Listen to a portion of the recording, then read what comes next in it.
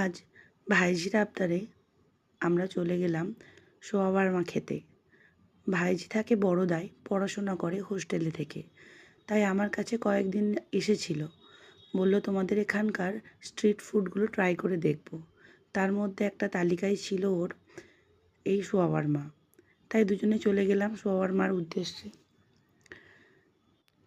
এটি মেনলি একটি রোল জাতীয় খাবার, যেটা খুবুস রুটির উপরে বেশ কিছু ভেজিস, বেশ কিছু সস আর চিকেন দিয়ে বানানো হয়।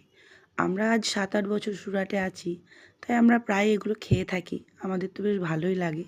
এবার দেখার পালা যে আমার ভাইঝির কেমন লাগছে। যে দাদাটি বানাচ্ছিলেন সে আমাদের সাথে সাথে আরও কয়েকজনকার অর্ডার বানাচ্ছিলেন। তাই আমারও বেশ সুবিধা হলো একসাথে এতগুলো খাবারের ভিডিও নিয়ে নেওয়ার।